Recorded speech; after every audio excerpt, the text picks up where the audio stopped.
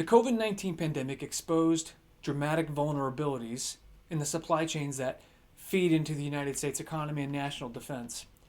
This seminar paper focuses on the risks U.S.-based companies face when sourcing a majority of their products from Eastern Hemisphere suppliers, mainly Chinese markets.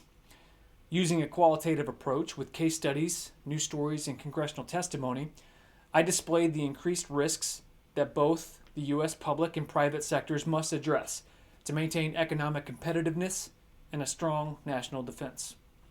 Now, the U.S.-China trade partnership goes back a long way, but that partnership came under a lot of strain during the Obama and Trump administration.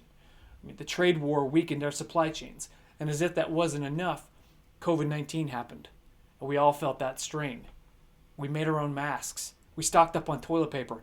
It's 2022, and we still see the port of Long Beach congested with ships waiting to download their containers. The point is, in a globalized economy, when something happens at one end of the supply chain, we experience it at the other end. So why is this a problem? Well, the United States imports 80% of its pharmaceutical ingredients, mostly from China and India, with about 95% ibuprofen, 70% of acetaminophen, and about 40% of penicillin from China alone. Personal protective equipment, test kits, medicines, and ventilators are mostly made in China. And China even began choosing how to distribute those supplies based on political reasons. And these risks also affect our national defense.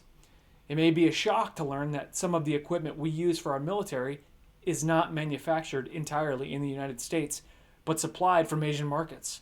So what happens if the tension between the U.S. and China increases?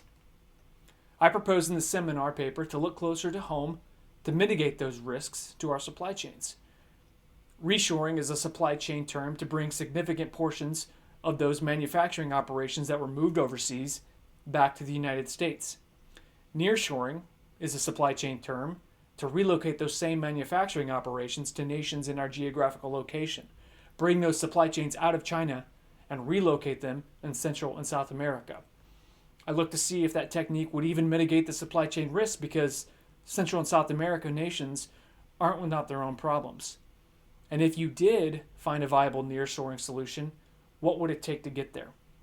And this is what I have presented in my seminar paper, the risks we face by having our supply chains sourced from Asian markets and what industries do those risks affect? And can U.S. companies mitigate those risks by reshoring back to the States and nearshoring to Central and South America?